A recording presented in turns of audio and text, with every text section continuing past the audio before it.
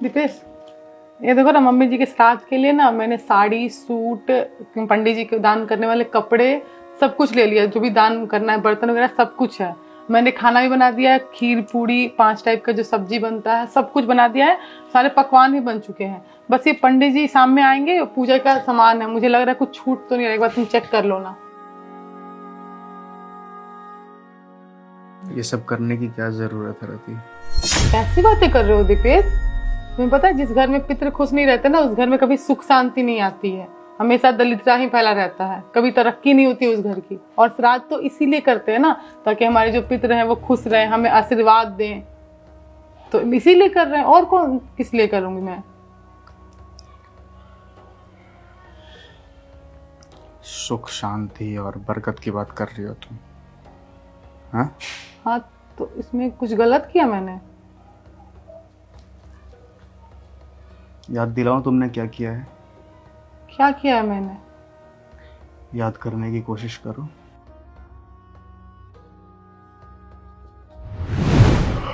रति के लिए स्पाई ले आना यार। लाती हूँ। दीपेश बेटा, हाँ, मेरे को ना कुछ पैसे चाहिए थे तुमसे। इसलिए वो बेटा, मेरे ना सारे कपड़े बहुत पुराने हो गए हैं, फट से रहे हैं, तो मेरे को ना 2-3 सूट खरीदने हैं। तो मम्मी आप अकेली क्यों जाएंगी? मैं पैसे रति को दे देता हूँ, रति आपके साथ चली जाएगी, आप जाके मार्केट से खरीद लेना। ठीक है बेटा। मम्मी जी को सूट की क्या जरूरत है? मेरे पास है ना मेरे पुराने सूट, मैं वो दे दूंगी। और वैसे भी आपका एज नहीं है नए कपड़े पहनने का। कैसी बात कर रही हो? अगर मम्मी का मन है खरीदने का तो खरीद लेने दो, प्रॉब्लम क्या है? दीपेश तुम चुप रहो, ठीक है? कोई बात नहीं बेटा, रहने दे। बहू के कपड़े मैं पहन लूंगी, मुझे कोई बुरा नहीं लगेगा इस बात का, ठीक है?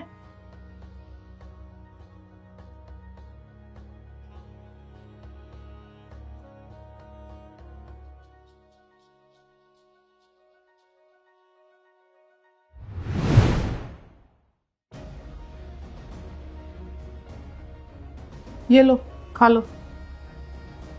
लो। बेटा, ये तो ना बासी रोटी लग रही है। बासी रोटी लग नहीं रही, बासी रोटी ही है, और चुपचाप खा लो यही। मुझसे नहीं खाई जाएगी बेटा, मेरी तबीयत खराब हो जाती है, पेट बिल्कुल खराब हो जाता है। मैं इस घर की नौकरानी हूँ? ये तुम्हें होटल लग रहा है कि तुम ऑर्डर दोगी और तुम्हारे लिए गर्मा गर्म रोटी बन के आ जाएगी? जो मिल रहा है ना वो चुपचाप खा लो, वरना ये भी नसीब नहीं होगा। बेटा, एक रोटी बनाने के लिए तो बोल रही हूँ मैं, बना दे, ताजी रोटी खा लूंगी। खाने का इतना ही शौक है ना, जाओ किचन में खुद से बना। मैं नौकरानी नहीं हूँ तुम्हारी। बड़ा ही एक रोटी खाने का मन है, खाना है तो खाओ, वरना ये भी लेके चली जाऊंगी।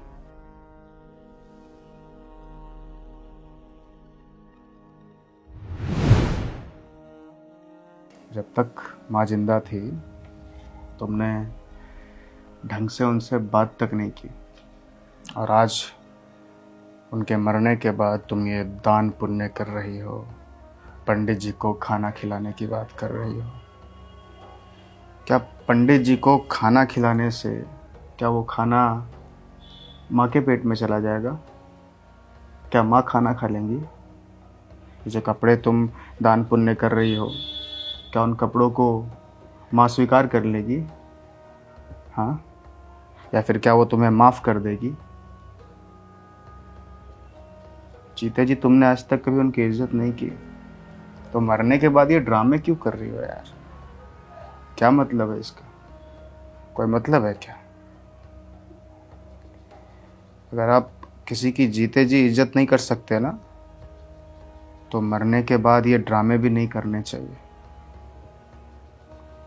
और जिस घर में माँ बाप की इज्जत नहीं होती ना, उस घर में कभी भी सुख शांति और बरकत कभी भी नहीं आ सकती, कभी भी नहीं आ सकती। चाहे तुम कितना भी दान पुण्य कर लो, ब्राह्मणों को भोज खिला लो या 26 पकवान बना लो, कुछ नहीं होने वाला।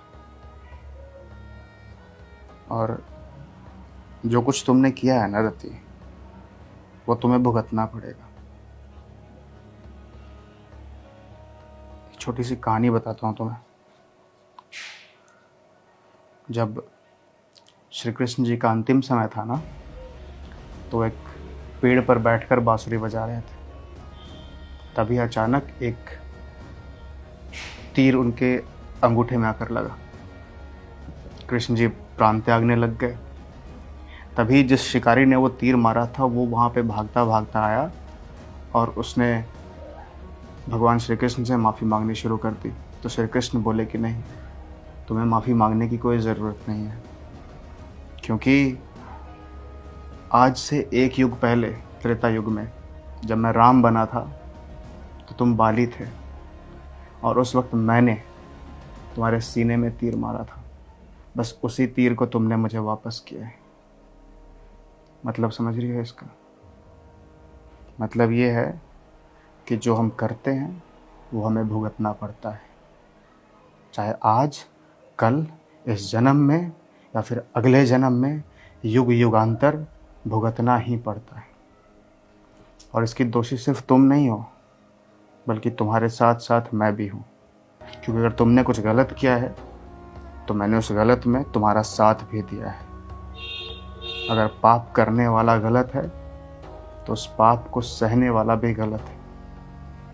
मैं भी तो देख रहा था ना तुम्हें गलत करते हुए।